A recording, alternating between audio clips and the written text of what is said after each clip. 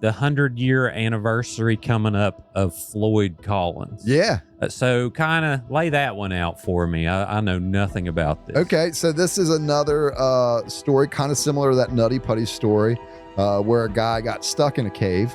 And we mentioned Mammoth Cave. Back in the 1920s, they called it the Cave Wars. There were all these commercial caves in that part of Kentucky that were all kind of competing for business. So they would literally like lie to people and be like, no, Mammoth Cave collapsed and it caved in. Like, you can't even go there anymore. But we have our cave over here. You can come check out our cave. And they would like rip each other's signs down. And it like literally was the Cave Wars, right? Man, I love humans. I just do. So Floyd Collins, he was trying to find a cave on his family property that they could commercialize and they could make money off of, because that's what everybody was doing there at the time. He went into this cave. We're about 100-year anniversary, January 30th of 1925. There he is. Floyd Collins entered Sand Cave, which nobody had really been in before, and he was hoping to find, that passage, that cave would open up so that way he could commercialize it.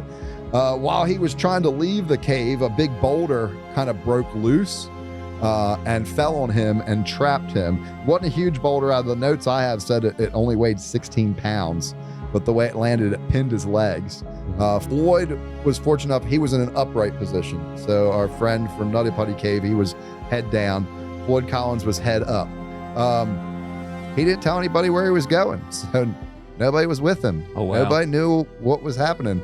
But when he didn't come home, his brother noticed that, and his brother went looking for him. His brother had a few ideas where he was at, so brother went into this cave and found him trapped in that particular spot. They tried to rescue him for a number of days. It actually became quite a media circus.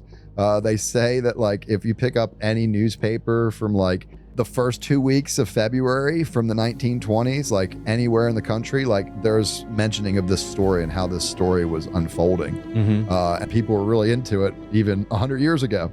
So in their attempts to rescue him, about 4 days in, there was another rock fall which blocked their access to him, so they couldn't talk to him. So like I said, the rock fall happened after 4 days, and then it took him another 17 days to get back to him and remove all that rock. And by that time he had passed away.